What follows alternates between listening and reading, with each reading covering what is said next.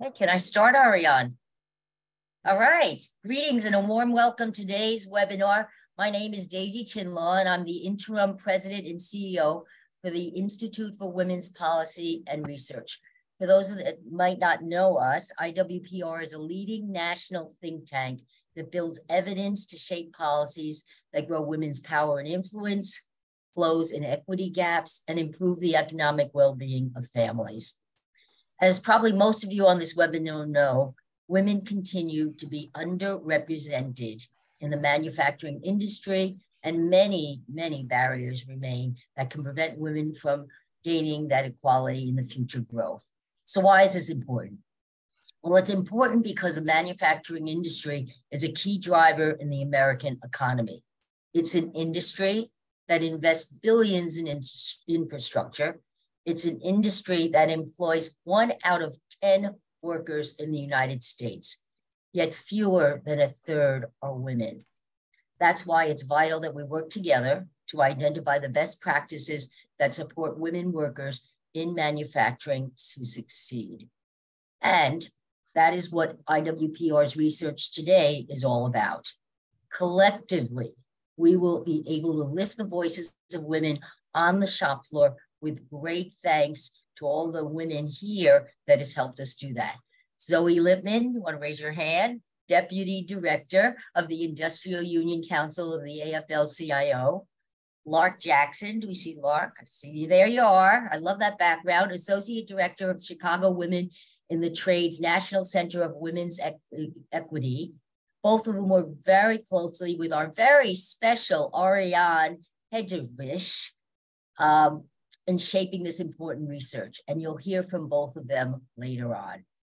I also wanted to thank the panelists on our call who will offer great insight into the opportunities for women in manufacturing, and also a huge thanks to the Kellogg Foundation for supporting this important research, and really for their support for ongoing IWPR research. And finally, a thank you to everybody out there. We've got 400 strong that have registered. I know many, many will listen to the recordings who've joined us today. I know you will gain new insights and hopefully turn those into meaningful conversations and actions to break down barriers to grow women's power and influence. Let's turn these problems into possibilities. So without further ado, I'll turn it over to Ariane to get us started. Ariane? Thank you so much for this introduction. And I am sharing my screen. Okay, so I did just a few issues to start with. Here is the overview of the webinar. I'm really excited and grateful for everybody who is participating. As you can see, it's very packed. That's why we are keeping all the questions together to the end of the presentation, when Zoe Lipman is going to moderate the panel, but also the questions. And so just a few other housekeeping issues. If you would like to pose a question to the panelists, please use the Q&A button. There also is the chat button. If you could introduce yourself, that would be wonderful. And of course, use it to chat with fellow attendees. And of course, we trust that everybody will stay and remain respectful.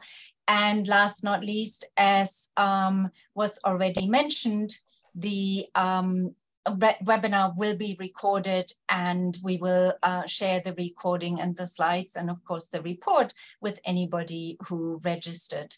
So now, without further ado, I would like to introduce Leanne Foster from the United Steelworkers. I'm really pleased that she's here. She's a international vice president there, responsible for the paper industry, collective bargaining for over 500 locations, and she also oversees the Women of Steel, United Women of Steel, the women's groups with and the leadership development for that group. So couldn't have a greater person to set us up today. Over to you, Leanne. Thank you, Ariane, and welcome everyone. Thank you for joining us. I'm Leanne Foster, Vice President at the United Steelworkers International Union. The USW represents workers in every kind of sector like healthcare, education, and public employees, and we are the largest industrial union in the US and Canada. We represent workers from the manufacturing sector in steel and aluminum, chemicals, oil, glass, rubber, and tires, energy, mining, and forestry, along with my sector, the paper industry. We represent tens of thousands of women in manufacturing and are proud of our Women of Steel program in each of our districts that brings the voices of women forward in our union. I am honored to be here today with IWPR to kick off today's webinar. The USW is part of the AFL-CIO Industrial Union Council that worked closely with IWPR on this project. Numerous women of steel were among the women surveyed for this report. This work could not come at a more critical time for women, unions, our employers, and society. Our nation is finally reinvesting in existing manufacturing, doubling down on critical industries, and reshoring others back to the US while focusing on ensuring that we build good union jobs in manufacturing. As that investment occurs, it is critical that women have a voice so that policy can be shaped in a way that supports women, because by supporting women, who literally make the world go around, we support our society at large. This is important economically as well. From a business perspective, as we all know by now, in this 21st century, diverse workplaces are better, more productive workplaces.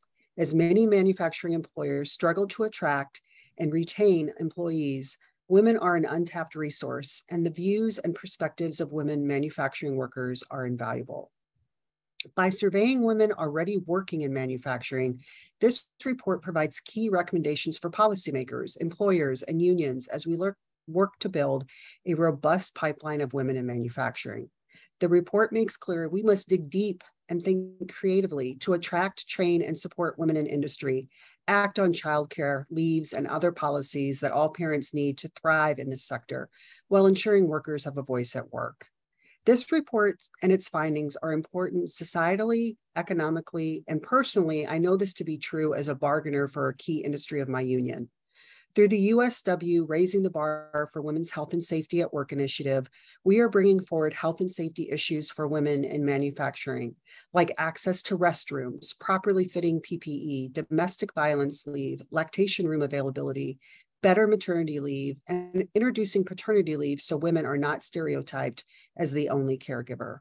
While these gains are absolutely welcome, some, like introducing more paid leave as in paternity leave, can, without proper staffing, require additional mandatory overtime for those on the shop floor, producing an unintended consequence and highlighting other areas for action, like staffing and excessive mandatory overtime. The report shows that many women are thriving in manufacturing, but also highlights practices that need to change for manufacturing to attract and retain a diverse set of women. I'll turn it back over to Ariane to highlight key findings of the report.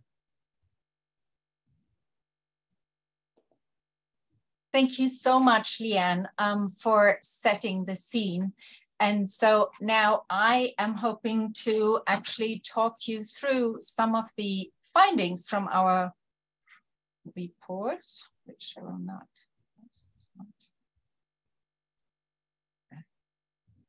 Okay. Sorry about this little glitch. So as you may have seen, today we launched our report on women, lifting up women's voices from the shop floor. And this is based on a survey that we conducted in last year in the summer to lift up the voices and experiences, particularly of women working on the shop floor, because in manufacturing, more traditionally, there has been an emphasis on professional and office-based workers. And so we want to complement that. What did we ask? We asked what attracts you to manufacturing? How did you learn about job opportunities? What's it like to work in manufacturing as a woman of color, as an apprentice, as a mother? Is anything pushing you out of the industry? And last not least, what helps you succeed in manufacturing? That last part, the policies that help women to succeed, I will leave to the panel discussions and the discussion going on, and I'll focus on the other points. Just to say, the survey was deliberately oversampling, or was based on an oversample of union members. Just about 6 in 10 who answered are members of unions, and on women who completed apprenticeships or are still active apprentices. So in that sense, it's not representative, but it provides a really good insight into a slice of workers in the industry who are really relevant to current initiatives to build good jobs and a skilled workforce. So why now? As others have said, it's an extraordinary moment. Billions of dollars are flowing into manufacturing as a result of public investment, but there also is an urgent need to replenish the skilled workforce as experienced workers are retiring. What's the challenge? As Daisy said, and as all of us will know, women are much less likely than men to work in manufacturing jobs, particularly in production jobs. But they're not only much likely to work in manufacturing. When they do, they're also much less likely to be in the good, high-earning production jobs. So of all workers in production jobs, close to half of men earn at least $1,000 per week, a fifth of women, and then only slightly more than 1 in 10 of Latinas. So the challenge is to get women into the good jobs, not just into any jobs. And then last not least, while recruitment is a challenge, so is retention, and women are more likely to leave manufacturing again than men. So jumping in with some quotes, I think the most telling is the one at the top. Why do women work in manufacturing? As one respondent said, customer service jobs, call center jobs, retail jobs, they were literally draining my soul. And that was really all that was available to me and other women in these areas. Women's jobs often don't provide stable employment, and even with university degrees, may not provide a living wage. But other issues are just to work in an environment where there is equity and equal pay, or to work, do something that is a passion, technically or otherwise. So lots of issues draw women into the industry, but to pull it together more systematically, the top ones from our survey are good benefits, opportunities for stable full-time work, and opportunity for high earnings, clearly related. And women, women are not from the moon. It's probably very much like the reasons for men, why they would join. But also what you can see in this slide, the lighter color are union members who answered, and the darker colors are non-union members. Union members are much more likely to highlight these material benefits of the job, and that's likely because union jobs are more likely to provide those in manufacturing. Now, as we heard, women, a lot of the respondent who answers are feeling or are doing fairly well in the industry. A substantial majority, close to 2/3 of respondents, said that they are somewhat or very happy with the work culture. And 6 in 10 more or less of respondents say they never or rarely experience sexual harassment. 6 to 10 of respondents of color say that they never or rarely experience racial harassment. And overall, close to those numbers say they never or rarely experience harassment or discrimination just because they are women. This should, of course, be the standard. Nevertheless, we were pleasantly surprised by these high numbers. On the other hand, 60% saying they don't experience means 40% saying it happens sometimes, if not frequently or always, and even one time can push somebody out of the industry. Second issue to highlight, a large majority, over 8 in 10, say that they're somewhat or very happy with the training opportunities provided by their employers. But I think what is particularly noteworthy about among those who are very happy, apprentices, those who are in apprenticeships or completed apprenticeships, are much more likely to say that they're very happy than those who haven't completed apprenticeships. So apprenticeship seems to provide a good model both to retain people in the industry and to bring them in. Now, what are the challenges? Oops, I skipped one. The challenges and benefits here. Also, a good result is that many of them say they're being treated equally to men in major aspects of work. Now, being treated equally to men is perhaps not the gold standard. You want to be treated well, full stop. But being treated equally to men is maybe silver, if you like. And you can see here from safety to almost 70%, and pay, women say they feel treated equally. However, as we go down the list, the numbers who feel that this is at least mostly the case are going down.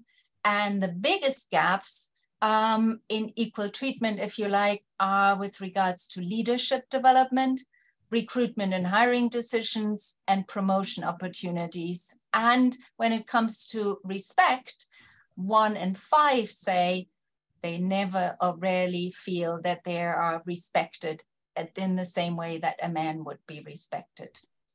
Now, what this presents is then a challenge for retention.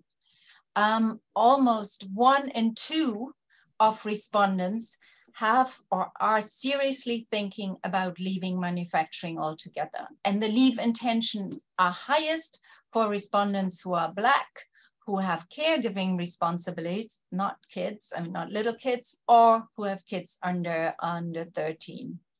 The top reasons for these leavers, so for slightly under half of respondents, first is lack of respect and harassment, then comes wanting to spend more time with kids, and lack of prospects for promotion and advancement. Now, I think what is interesting that this last one, lack of prospects for promotion and advancement, is mentioned even more commonly as very important by those who have kids under 13. And difficulty finding childcare is an important issue, but just for a third of the samples. This reflects a good fact. Almost a quarter of respondents report that they have access to workplace childcare, and half of them that they get childcare subsidies. This is much higher than what we know nationally is happening, so it may be a sign of change in the industry. But then the less good issue, of course, is that the survey only reflects those who are in the industry, who have not left because they can't figure out childcare or care issues, or who never joined in the first place. So now, this is stop sharing. So this is my very brief overview of the findings. Please look at the papers, at the report to find out more. And I would like now to introduce Latifa Lyles, who is the, let's read out the proper title, the Special Assistant to the President for Gender Policy, and is at the White House Gender Policy Council. And as we said before, we are at an extraordinary moment. Not just are there a lot of resources, but there are also policymakers and people at the federal and often local level who are really committed to making change happen and who are really committed to see gender and racial equity. And Latifa is one of those. Over to you, Latifa. Latifa dropped off Oh. the call. Oh, Latifa dropped off the call. but she's still on my list. So let me, Zoe, can we swap the, oh no, there she is. Latifa, can you, we cannot hear you.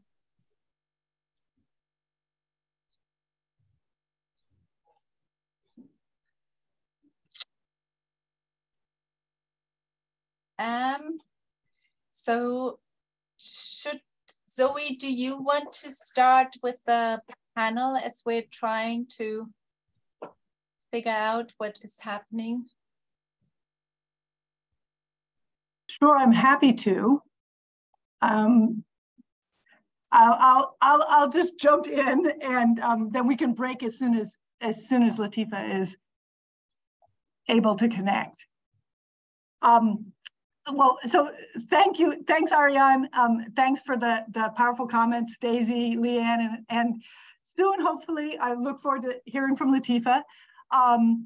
My name is Zoe Lipman. I'm the Deputy Director of the Industrial Union Council here at the AFL-CIO. And I'm really excited to be joined by a panel of incredible women to continue our discussion on what's needed to advance women in manufacturing, what is working, what can work, what is critical to do now. I'm joined by practitioners who are at the forefront of developing and implementing the programs and policies that can help address the challenges women face and capture the opportunities for women in the manufacturing sector. They'll talk more about what they and their organizations do in a moment, but I'm very happy to be here with Shana Peshek, Executive Director of the Machinist Institute, Lark Jackson, who was also a pleasure to work with on this project, Associate Director of Chicago Women in the Trades National Center for Women's Equity in Apprenticeship and Employment, Alexander Patterson, Director of Policy and Strategy at Homegrown, and Anna Richie, Vice President of the International Association of Machinists, District Lodge 776. And I know Anna's also having trouble connecting, so hopefully we'll have her on as well. As others have mentioned, we're at a unique historic moment. We're making long overdue investments to rebuild manufacturing and supply chains in the US. Through the infrastructure law, the CHIPS Act, the Inflation Reduction Act, we're making tens of billions of dollars in public investment in manufacturing that will galvanize hundreds of billions in private investment, not only in manufacturing semiconductors in the US, but to strengthen domestic manufacturing of batteries and advanced vehicle components, solar, wind, energy technologies, critical minerals and advanced metals and construction materials, and many other economically essential manufacturing sectors. These are all industries that can and should support good family-supporting union jobs in all types of communities all across the country, if we build and rebuild them right. Better pathways into and throughout manufacturing for women, workers of color, and other workers underrepresented in the industry is not only critical for women's economic empowerment and to meeting the administration's good jobs and Justice 40 objectives, it will be essential to our ability to rebuild a strong, competitive, and resilient domestic manufacturing economy.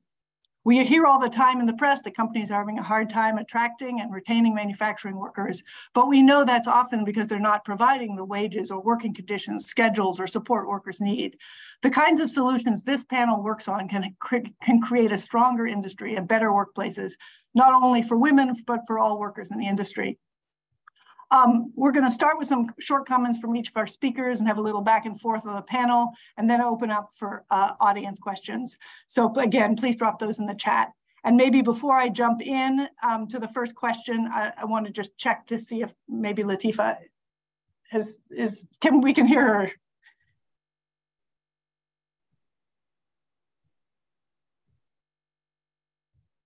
It doesn't look like we have Latifa on the call yet. I'm not sure. Okay. Oh, wait, she's connecting, it looks like. Right there. Okay.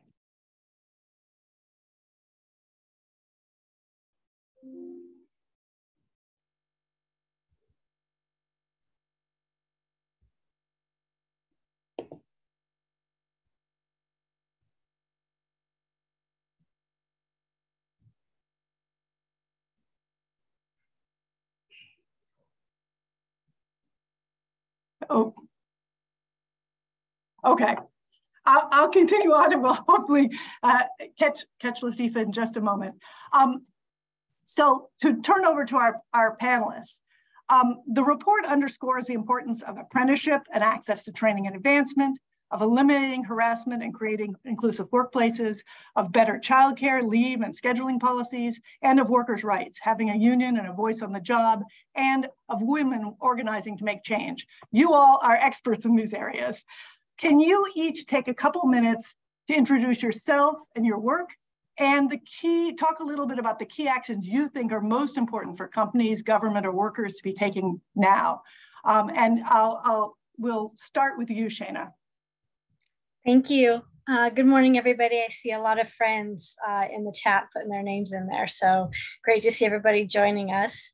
Like I said, I'm the executive director of the Machinist Institute. We are a nonprofit that was created by the International Association of Machinists, District 751. They had affordable housing that they sold to housing authorities and invested that money into creating this educational nonprofit. So it's a really fortunate place to be.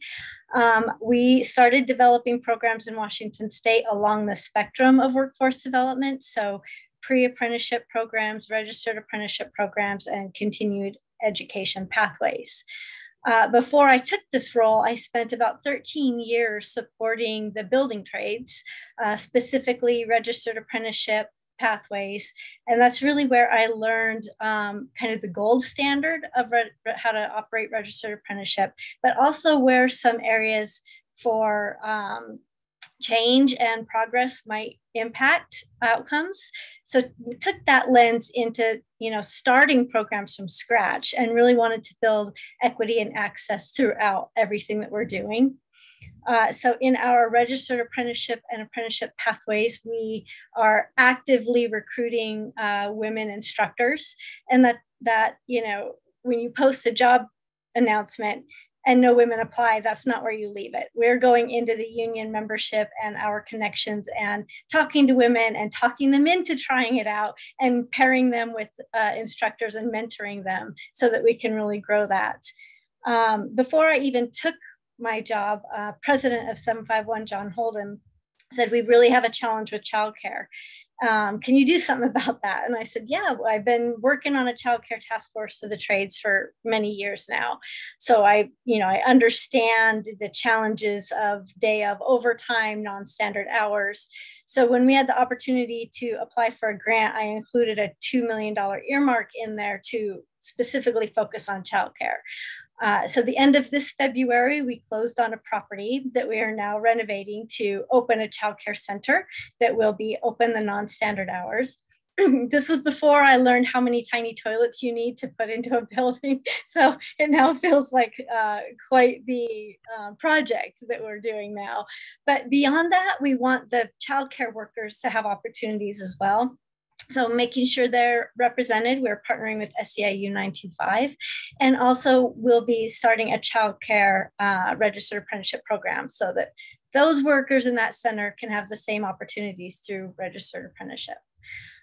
We also are really focusing on reaching the rural areas of the state, not just those larger footprints. So we purchased 2 40-foot training trailers that we can take out to give some of the more rural areas access to these opportunities and career development. Working with the union has been huge as far as how we can support more women and people of color and giving access to these, not just recruitment and retention, but promotion. And I know we'll be talking about that later. So that's a brief summary of what we're doing here in Washington State. Wonderful. Thanks so much, Shana. I'll segue right into Lark and to give a sense of the important work you're doing. Yeah, thank you so much, Zoe and Shana, for sharing the awesome work that you're doing. So again, my name is Lark Jackson, and I'm the Associate Director at Chicago Women in Trades' National Center for Women's Equity in Apprenticeship and Employment. And I'll be really providing like the technical assistance piece to this. So as we saw in the study, the reason rated as most important for women who have intentions to leave the manufacturing industry is harassment and disrespect, as Ariane outlined. We saw that this was indicated as very important by 4 in 10 of women with intentions to leave the industry. The top 2 harassment types outlined included sexual harassment and being overlooked for promotions.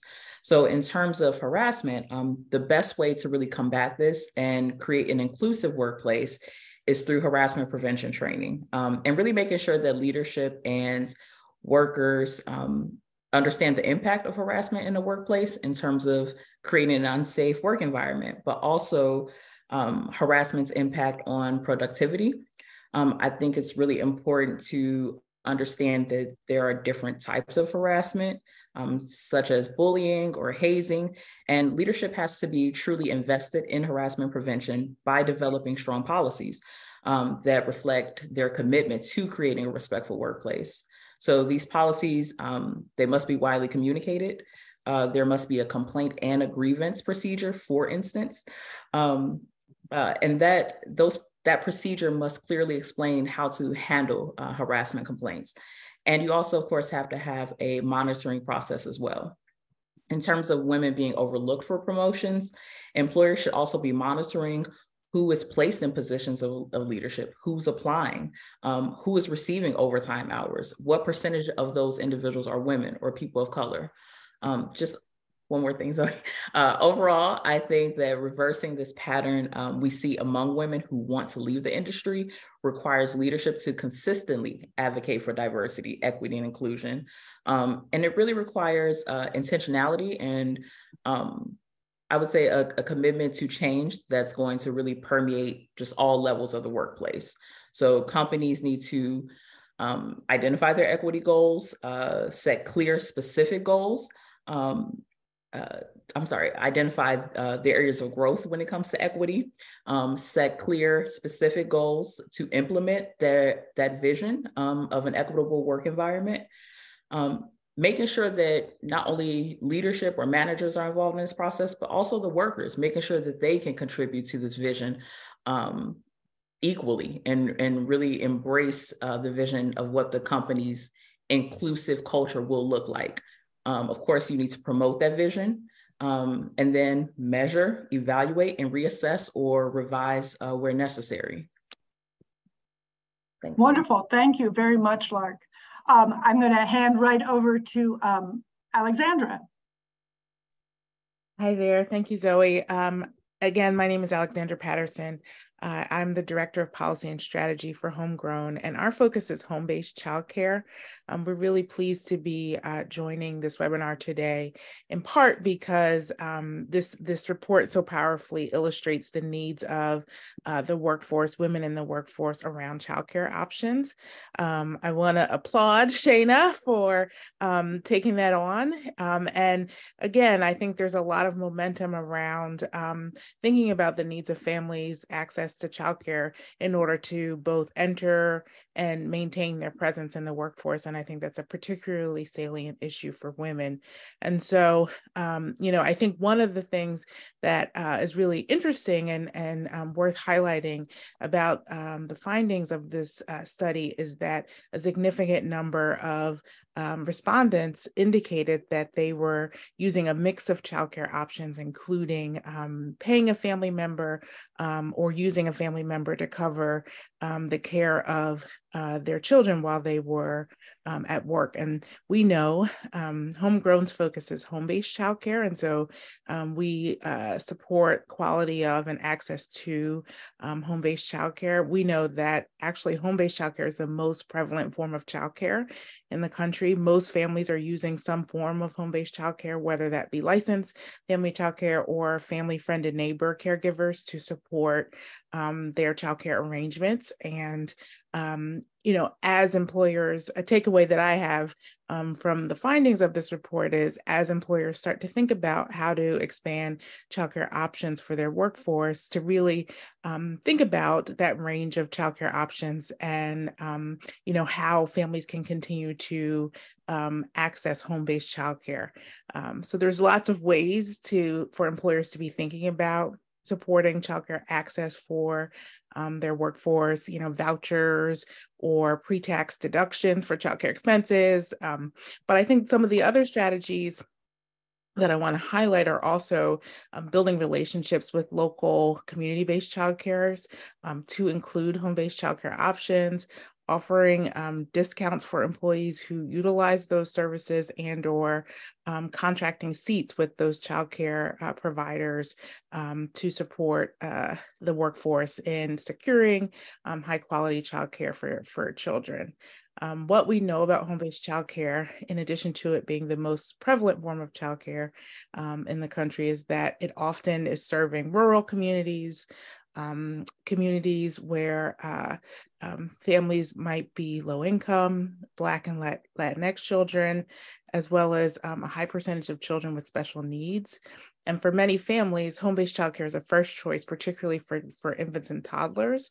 And so, I think as employers start to think about how they can expand access to childcare to support women in the workforce, but also to potentially attract women to the workforce, it's really important to think about a range of options to include home-based childcare. I'm really encouraged to see the CHIPS legislation including such a substantial component around offering childcare options.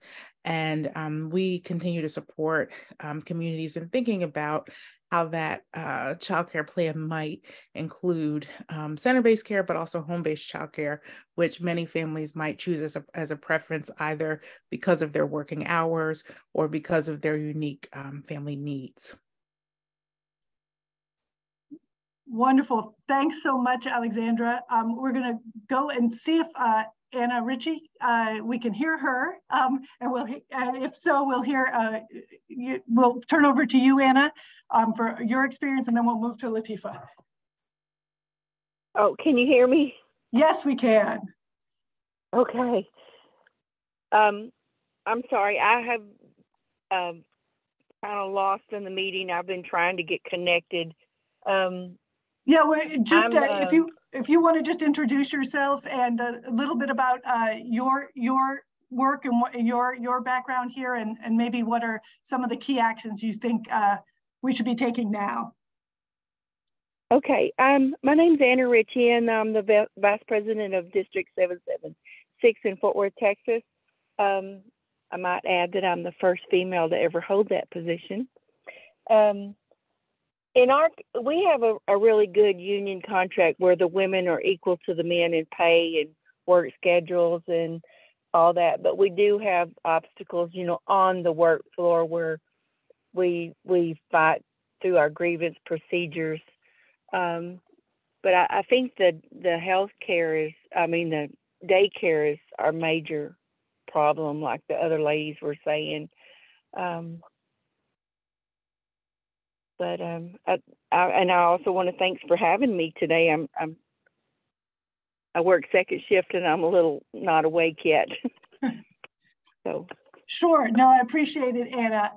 And we're gonna break. We had a lot of connection problems, so we're gonna break and go back and hear from Latifah Lyles from the White House Gender Policy Council, and then we'll come back to some of the Q&A, and we'll have a chance for all of us to weigh in on some of the additional issues. So we'll get back to you as well, Anna.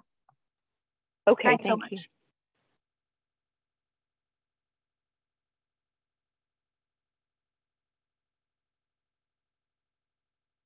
Hi, everyone. Can you hear me? Hello? Yes, we can. Sorry, I didn't officially turn it over to you. I apologize. Welcome, Latifa. I was just waiting. Thank you so much. So my name is Latifah Lyles, and I work with the Gender Policy Council here at the White House. For those of you who don't know, the Gender Policy Council was established by President Biden to advance gender equity and equality in both domestic and foreign policy development and implementation. The GPC covers a range of issues, including economic security, health, gender-based violence, and education, with a focus on gender equity and equality. And particularly, we pay attention to the barriers that women and girls face. And in this case, we were talking about barriers to economic opportunity and good jobs. We play an essential role in the president's efforts to advance equity throughout government policy for those who face discrimination and bias based on multiple factors, including members of the Black, Latina, Native American, AAPI, and LGBTQI communities, as well as persons with disabilities. We work very closely with our policy council counterparts. We work very closely across the federal government to drive a strategic whole of government approach to advance gender equity and our goals as an administration, including implementation of the first ever national strategy on gender equity in the United States. So that's a little bit about my office here and what I do. I also worked at the Department of Labor for many years, heading up the Women's Bureau, and I'm very, very aware of and work closely with, and proud that we still have the Women in Non-Traditional Occupations grants going out of the Department of Labor and others. So I want to talk a little bit about the administration's efforts to promote pathways and access to good jobs, really good jobs for women.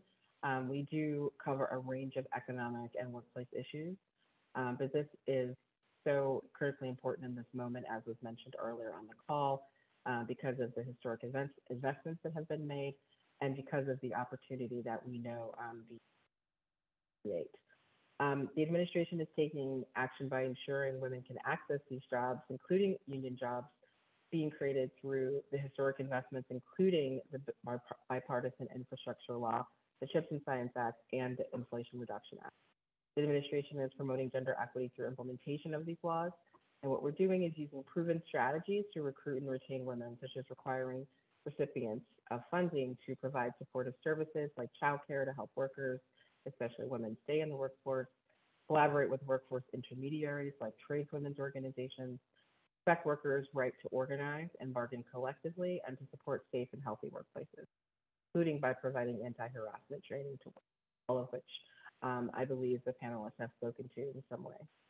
This past Equal Pay Day, we held a high-level conversation with labor union leaders, contractors, senior White House officials, agency leaders, and tradeswomen to discuss the importance of addressing this pervasive problem of women being stuck in certain types of jobs and not really seeing what we are creating in these jobs in infrastructure and manufacturing as pathways for them. We think it's important at this moment to really, in a way that we never have before, address occupational segregation as a way to improve wages and narrow the gender wage gap, including by leveraging these funding opportunities. We announced ways that the administration is already taking steps in this direction, including across federal government. We were excited to announce a couple of weeks ago, the Department of Labor's Office of Federal Contract Compliance Program, some of you may know as Occp, announced its mega construction project program, which fosters equal opportunity in construction trades. As part of that program, OCCP will designate bill and CHIPS funded construction projects as mega projects. From the early stages of those projects, there will be designated funding recipients who will receive intensive on-the-ground compliance assistance that will help strengthen and strengthen the recruitment and hiring policy. The Department of Labor's Good Jobs Initiative is working across federal agencies to provide them with tools aimed at uplifting some of these strategies to increase equal opportunity in these projects, including with the Department of Commerce, Energy, and others, and transportation, of course. There is implementation of the bipartisan infrastructure law. The Department of Transportation is asking all competitive grant applicants to address how their workforce training program and hiring policies will bring underrepresented workers into construction, including women. Department of Labor's Women's Bureau received $5 million at the end of the spending bill to expand the Women in Apprenticeship and Non-Traditional Occupations grants in manufacturing, which is what we're talking about today. This president is very proud of his leadership in bringing more than 12 million jobs back online, including 800,000 manufacturing jobs, and really heading this new manufacturing boom, which we know is going to be strengthening various parts of the country. And we want to make sure that people who have been historically left behind, including women, have an opportunity in this moment. It was referenced before in the previous speaker, Department of Commerce Secretary Gina Raimondo marked an important milestone in the CHIPS and Science Act, including announcing the funding opportunity that was released, laying out the guardrails or the parameters for companies applying to make major investments in the semiconductor industry in America, including a novel requirement that recipients craft a program tailored to the location to provide childcare for their workers, and to make sure that both folks who are in the construction, in the shop, really across the board, so no worker is excluded. The CHIPS incentive programs will provide direct funding, loans, and loan guarantees to support semiconductor manufacturing in the United States, and companies who have more than 150 million in direct funding must submit a plan to provide access to child. We know that a highly diverse workforce is critical to meeting the goals of these incentive programs. And again, we want to make sure that facilities workers, construction workers, and all workers are included. The planning guide for this grant was just published, I believe, yesterday, and it provides examples and strategies applicants can use to meet the goals outlined in the funding opportunity. It includes things like guidance for creating good jobs, sectoral partnerships, facilities and construction workforce plans, childcare plans, and industry-specific workforce development tools. So I would really urge you all to take a look at that, and it's something that we anticipate our applicants to be using. It is very in-depth and long-awaited, and we think that it is a really great companion in this process and goes a little bit deeper on some of these principles. And then, of course, as was mentioned earlier, I won't go into all of these details, but the President's 2024 budget also includes significant investments in manufacturing, including $375 million for the National Institute of Standards and Technology, Industrial Technology Services, to support the progress of NIST's existing manufacturing institute. It also includes $277 million for Manufacturing Extension Program, which is a public-private partnership that offers advisory service to small and medium enterprises. It includes $335 million in registered apprenticeship, which is not specific to manufacturing, but includes manufacturing jobs. And then there are additional investments, including $64 million in EPA to implement the American Innovation and Manufacturing Act. And there's so much more, including in the IRA and Inflation Reduction Act. And I won't go into all of those investments, but it is really the truth that there is a lot of money flowing, trying to make sure that we have a robust and going manufacturing industry in this country like we haven't in decades. It's our job to make sure that those jobs go to the people who, if we do nothing, they won't go to. So in our case, that's specifically focusing on women. And we know that it's going to be a multifaceted approach to make sure that that happens. And we're extremely excited and grateful for the organizers of this call. I have been talking about the survey and the report for months, so I'm very excited to now share the findings with my colleagues, and hope to invite you to talk to some of the colleagues across the Executive Office of the President about your findings. And we look forward to working with you more in the future, and I'm very, very excited about what's ahead. Thanks. Thank you so much, Latifa. And you know, we are at a really amazing time to have such a strong ally in the administration to help make the kinds of things that we're talking about today a reality as this money rolls out and as we reshape these industries. So thank you very much for joining us and for all of the work the administration is doing. I'm going to circle back now to our panel. We're going to have a sort of an informal discussion. Oh, did you have something to add? No. Oh, yeah, I just want to add the speech, just hearing Latifa speak, and thank you, Latifa, for outlining all those investments so well, and just the commitment that the administration is making towards this. I would say create more registered apprenticeship programs in manufacturing to reach more women, right? We know that's a proven pipeline from the study and also from our work at Chicago Women in Trades. And make sure that these registered apprenticeship programs that you do create as a company have a gender lens to them. So again, making sure your program is debunking myths about women's participation in the manufacturing industry. Partner with with organizations such as Jobs for the Future's Idea M project to embed equity into your manufacturing apprenticeship program. They have an entire team devoted to that work.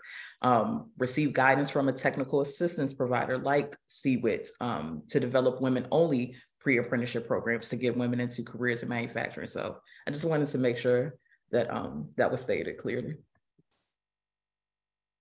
Thanks so much, Lark. And maybe this is a good place to segue into one of the questions I was going to ask. You've already jumped in, and that's, I think, with a key input.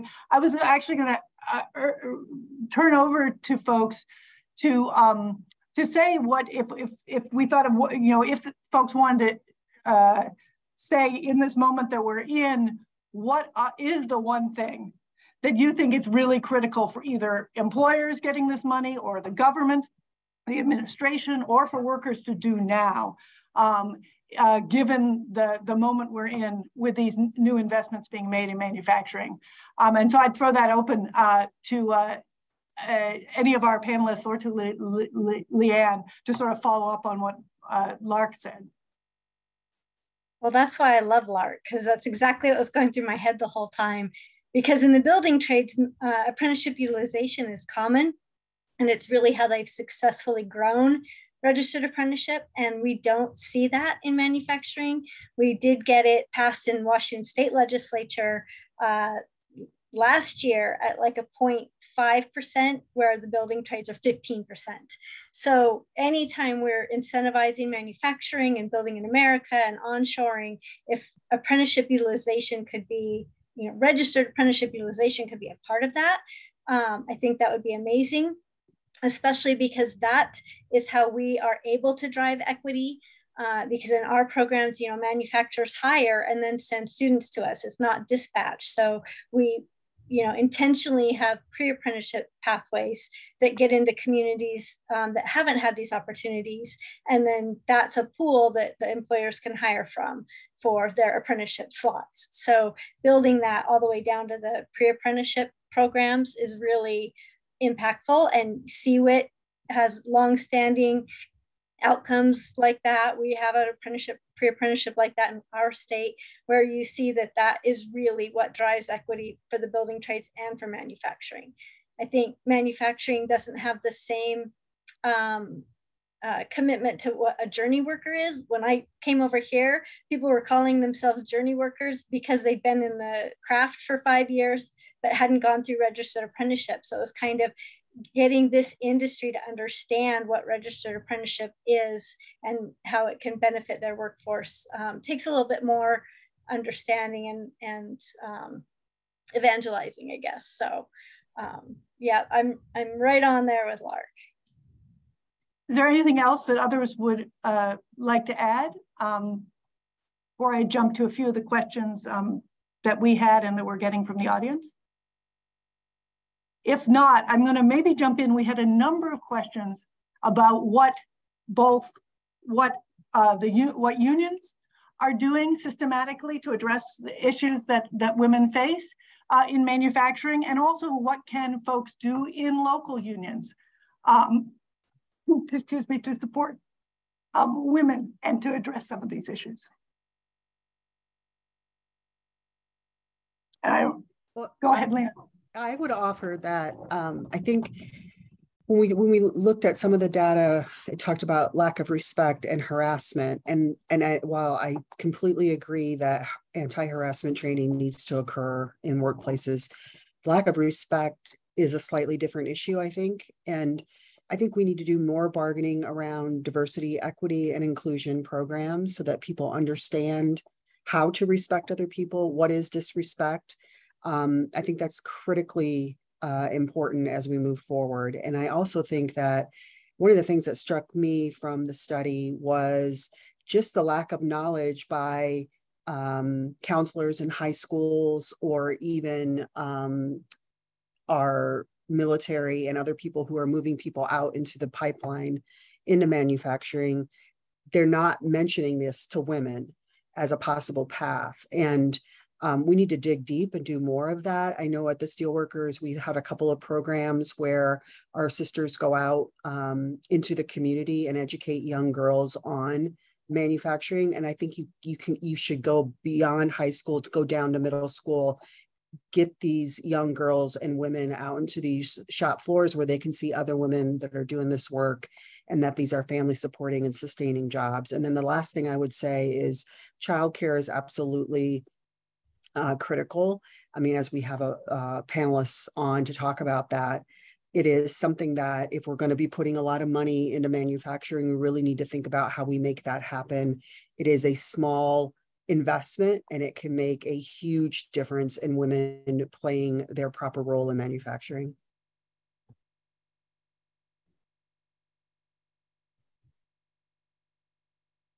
Now I'm muted.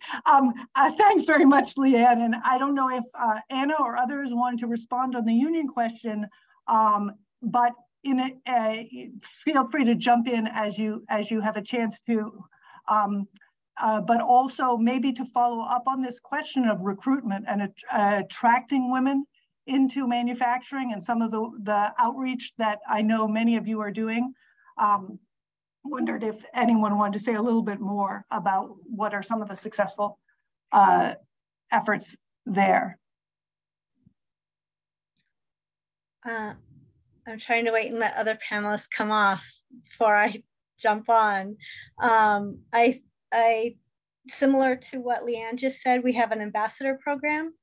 So making sure that if we're going out to high schools or younger, audience, that we have younger people doing that recruitment. And if we're recruiting women, that we have women that are doing the recruitment. If we're veterans, we have veterans doing that, so that they can see themselves in the recruiters and in who's doing outreach. So like we have Amber Roust on the call today. She's come out to these career events with us and helps us do that. And she's from the union, so that younger people and women can not only see themselves in someone in this industry, but can also hear about the union at the same time and what those values are.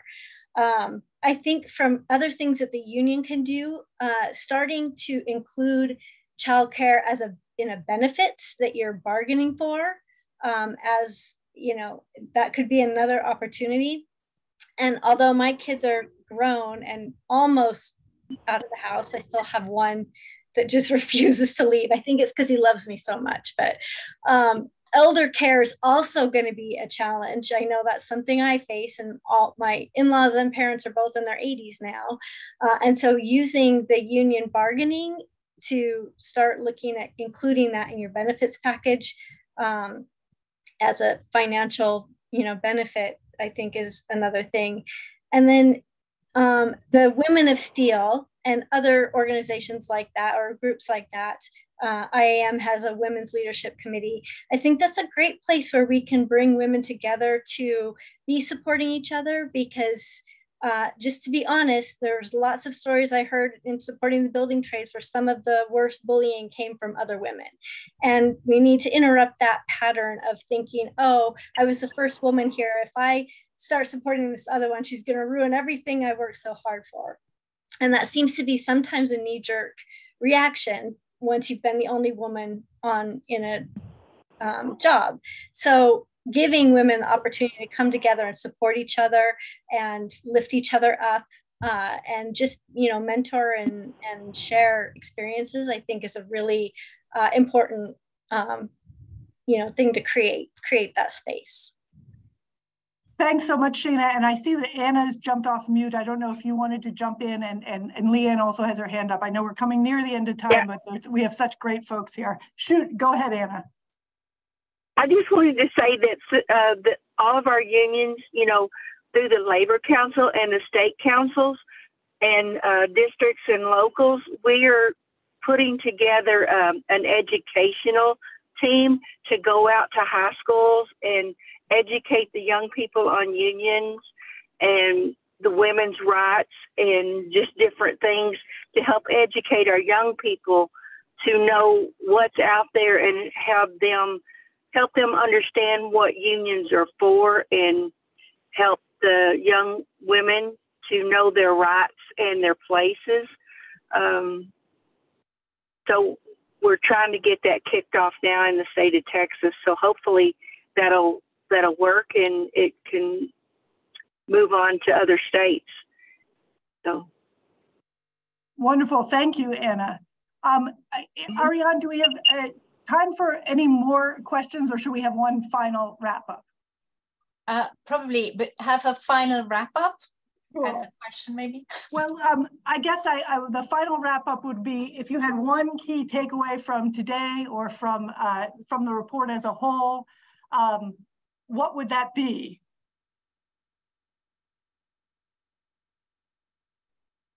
Maybe what would you like to see get done what would you like to see us succeed in doing, or how would things change in 5 years if we did one thing? Ariane, looked like you were going to jump in, and Lark, follow Ariane. Okay, as I asked Zoe to ask this question or lift this up, I think for me the key takeaway was that change is possible. I was very happily surprised at the number of women who feel more or less okay, and also at the signs that it is possible to create respectful workplaces. So we have to build on it, but clearly we know which direction to go in. Lark, do you want to close us out? Yeah, so what an honor. So I would like to see women really occupy like a higher share of the workforce in the highest earning sectors within the manufacturing industry. I think we are at a unique point in time where that could be possible. I also think just in terms of, I think there's this misconception that if one group's concerns are addressed, right, and if barriers are reduced or eliminated for that group, like other groups will somehow suffer, or that there's like the scarcity of human rights. So I think like really implementing these family-friendly policies around childcare, for instance, or those policies can benefit a father who needs to care for a premature baby, right? Or when you provide bystander intervention training to workers, all workers, right? That training can help a man who sees someone constantly getting bullied on their job site, but just doesn't know how to safely speak up about it, right? But wants to. So I do feel like employers, I'm looking forward to not only women's share increasing in those higher earning sectors, but also employers being more intentional about the messaging they use when creating equitable policies, and showing that there is an overlap for the entire workforce to benefit from all of these equitable policies. So I'm looking forward to working with employers on that and just seeing when that vision is realized. Wonderful. I think they couldn't have ended on a better note. Thank you to everyone. Lark, I think the key point here about how this really is critical for all workers and for the industry as a whole is really central. We've had an incredible thank you, and for everyone for all your expertise on this panel, to the amazing speakers we had. I will say that this has been recorded and that will be available. Also, the PowerPoint slides will go around. Yeah, thanks to everyone who's taken time this morning to join us. Thank you. Thank you. Thank you.